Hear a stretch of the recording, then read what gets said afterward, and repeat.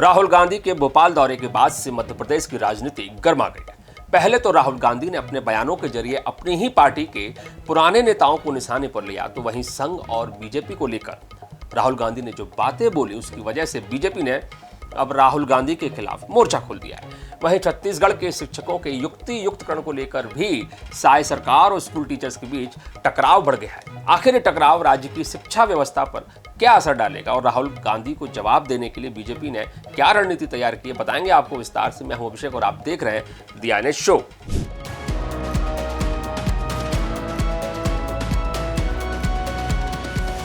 हमारी आज की पहली स्टोरी है राहुल गांधी के मध्य प्रदेश दौरे को लेकर। राहुल गांधी के बयानों पर बीजेपी ने जोरदार पलटवार किया है। छत्तीसगढ़ में युक्ति युक्तकरण को लेकर साय सरकार और टीचर सामने सामने आ गए। लड़ाई अब आर पार की है। छत्तीसगढ़ में अपने कहा पढ़ाने वाले मौलवी 1100 रुपए से अधिक का नजराना नहीं ले पाएंगे। क्यों नहीं ले पाएंगे बताएंगे आपको। राहुल गांधी बीते रोज भोपाल आए थे। उन्होंने मध्य प्रदेश में कांग्रेस को फिर से खड़ा करने के लिए संगठन सृजन अभियान को लॉन्च किया। मकसद था कि मध्य प्रदेश में खत्म हो चुकी कांग्रेस को फिर से खड़ा किया जा सके। इसके लिए उन्होंने 5 घंटे में 3 महत्वपूर्ण मीटिंग की। सांसदों, विधायकों, पर्यवेक्षकों, कार्यकर्ताओं के साथ कांग्रेस के रिवाइवल का प्लान साझा किया। लेकिन इस दौरान राहुल गांधी ने आरएसएस और बीजेपी को लेकर जो बयान दिए, उन बयानों की वजह से बवाल मच गया। इन बयानों के बाद से बीजेपी तिलमिलाई हुई है। बीजेपी के नेताओं ने राहुल गांधी को पाकिस्तान और चीन का एजेंट तक बता दिया है। पहले आपको सुनवाते हैं कि राहुल गांधी ने वो कौन सा बयान दिया था जिसके बाद से बीजेपी राहुल गांधी पर टूट पड़ी है। बीजेपी आरएसएस वालों को अब मैं अच्छी तरह जानता हूं। इन पर थोड़ा सा दबाव डालो, थोड़ा सा धक्का मारो, डर के भाग जाते हैं ये लोग। जैसे उधर से ट्रंप ने एक इशारा किया, फोन उठाया, कहा मोदी जी क्या कर रहे हो?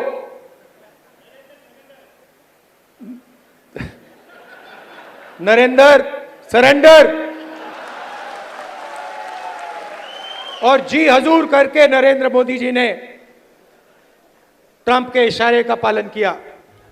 तो सुना आपने किस तरह से राहुल गांधी ने पीएम मोदी और आरएसएस और बीजेपी को लेकर बयान दिया।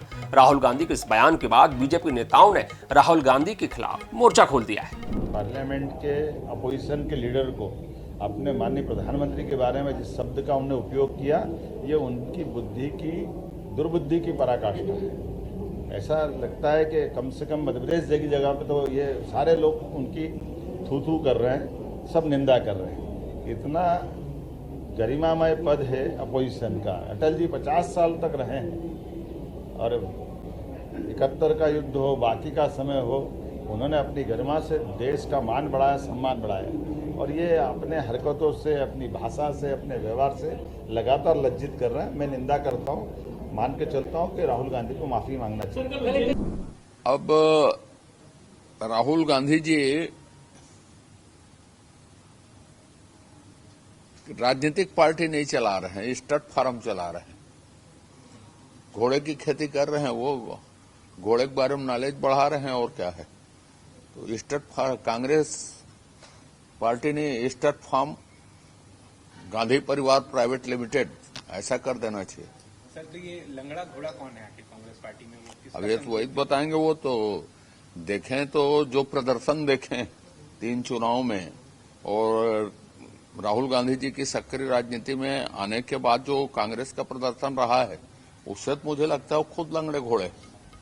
तो कुल मिलाकर राहुल गांधी के इस एक दिन के मध्य प्रदेश दौरे ने न सिर्फ कांग्रेस के अंदर बवाल मचा दिया, बल्कि बीजेपी के अंदर भी हलचल पैदा कर दी है।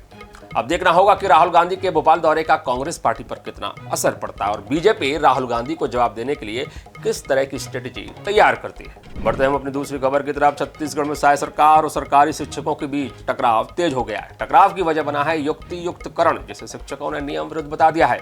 तो वहीं साय सरकार ने इसे छत्तीसगढ़ के एजुकेशन सिस्टम को सुधारने वाला कदम बताया है। शिक्षक संगठन युक्ति युक्तकरण को शिक्षा व्यवस्था के लिए खतरा बता रहे हैं। उनका दावा है कि स्कूलों के मर्जर से ग्रामीण बच्चों की पढ़ाई प्रभावित होगी। धमतरी, कवर्धा, गोरेला, पेंड्रा मरवाई में शिक्षकों ने धरना प्रदर्शन किया। शिक्षकों ने 15 जून से स्कूल ड्यूटी का बहिष्कार करने की तैयारी कर ली है। छत्तीसगढ़ में स्कूल शिक्षा विभाग की युक्ति युक्तकरण नीति को लेकर लड़ाई अब हाईकोर्ट भी पहुंच गई है। छत्तीसगढ़ के विद्यालयीन कर्मचारी संघ के अध्यक्ष संजय कुमार तिवारी ने और दुर्ग पाटन के 34 शिक्षकों ने काउंसिलिंग में नियमों के उल्लंघन का हवाला देकर याचिका दायर की है। शिक्षकों ने आशंका जताई है कि युक्तियुक्तकरण के फैसले से 10,463 स्कूल बंद हो सकते हैं और 45,000 शिक्षक, रसोइये, सफाई कर्मियों के रोजगार पर सीधा असर पड़ेगा। शिक्षकों ने इसे नियमों के खिलाफ बताया है, लेकिन सहायक सरकार ने स्पष्ट कर दिया है कि युक्तियुक्तकरण से ना तो किसी शिक्षक की नौकरी जाएगी, ना ही पदों की संख्या खत्म होगी और ना ही स्कूलों की संख्या घटेगी। इससे फायदा उन स्कूलों को होगा जो लंबे समय से शिक्षक विहीन बने हुए थे। सीएम साय ने कहा है कि युक्तियुक्तकरण से उन शिक्षकों को तकलीफ हो रही है जिन्हें अपने घर से दूर नौकरी के लिए जाना पड़ रहा है। अब देखना होगा कि यह विवाद कब खत्म होता है और कब शिक्षक स्कूलों में पढ़ाते हुए दिखते हैं, ना कि सड़कों पर आंदोलन करते हुए। छत्तीसगढ़ के राज्य वक्फ बोर्ड ने एक आदेश निकाला है जिसकी चर्चा खूब हो रही है। दरअसल वक्फ बोर्ड ने आदेश दिया है कि अब से कोई भी मौलवी निकाह पढ़ाने के लिए 1100 रुपए से अधिक का नजराना नहीं लेगा।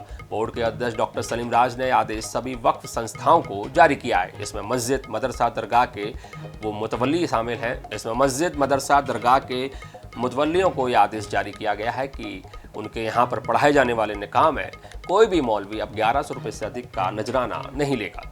डॉक्टर सलीम राज ने मीडिया को बताया कि कुछ दिनों से शिकायतें मिल रही थी कि मौलाना निकाह के बाद मिलने वाले नजराने को लेकर मनमानी डिमांड करते हैं। उनके सामने ऐसे कई उदाहरण आए जिसमें मौलवियों ने निकाह पढ़ाने के लिए 5,000 रुपए तक की डिमांड की और नहीं मिलने पर उन्होंने निकाह पढ़ाने से इनकार कर दिया। वक्फ बोर्ड ने ऐसी शिकायतों को गंभीरता से लिया और इसलिए इस तरह का आदेश निकाला है। लेकिन यह सवाल खड़ा होता है कि क्या वक्फ बोर्ड को किसी भी मौलवी को इस तरह का आदेश देने का अधिकार है और क्या मौलवी वक्फ बोर्ड के इस आदेश को मानने के लिए बाध्य है, ये देखना होगा। इस मामले को लेकर आपकी क्या राय है, हमें कमेंट करके जरूर बताइएगा। हमारे चैनल को लाइक, शेयर और सब्सक्राइब जरूर कीजिएगा। नमस्कार।